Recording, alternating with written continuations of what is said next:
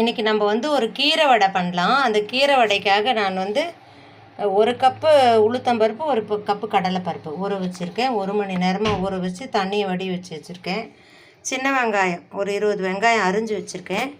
கீரை வந்து பொன்னாங்கண்ணி கீரை நம்ம தொட்டியில் வச்சுருந்தேன் நான். இங்கே பாருங்கள், வெள்ளை பொன்னாங்கண்ணி தொட்டியில் வச்சுருந்தேன். அதை எடுத்துகிட்டு வந்து அலசி அரிஞ்சு வச்சுருக்கேன். 4 பச்சை மிளகா, ஒரு துண்டு இஞ்சி. இப்போ இஞ்சி, பச்சை மிளகா, பெருங்காயம், உப்பு போட்டு இந்த மாவை அரைச்சிட்டு வந்துட்டு எப்படி தட்டலான்னு பார்க்கலாம்ப்பா. பாருங்கள், இப்படி தான் இருக்கணும். டைட்டாக தான் இருக்கும் மாவு. நரணும் அரைக்கணும். ரொம்ப தண்ணியே தெளிக்கக்கூடாது. ஃபுல்லாக தண்ணி வடிச்சிட்டு அரைச்சிடுங்க.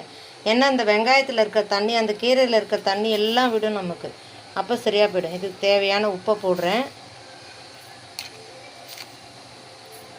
பெருங்காயம் போடுறேன், 1 ஸ்பூன் அளவுக்கு பெருங்காயம். இங்கே பாருங்கள், அந்த ஊறின பருப்பு கொஞ்சம் நிறுத்தி வச்சுருக்கேன். அந்த பருப்பையும் இதில் போடுறேன். போட்டுட்டு இப்போ இதெல்லாம் அந்த வெங்காயம் கீரை எல்லாம் போட்டு பிசைஞ்சிட்டு எப்படி தட்டலான்னு பார்க்கலாம் வாங்க. பாருங்கள், இப்படி பெரிய உருண்டையாக வச்சுக்கணும்.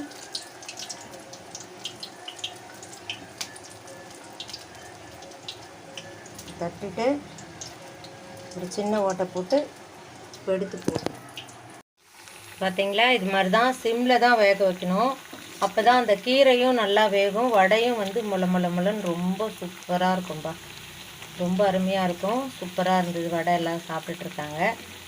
நீங்களும் செய்து பாருங்கள், செய்து கொடுங்க குழந்தைங்களுக்கு. சூப்பரான கீரை வடை. வாழ்க வளமுடன்.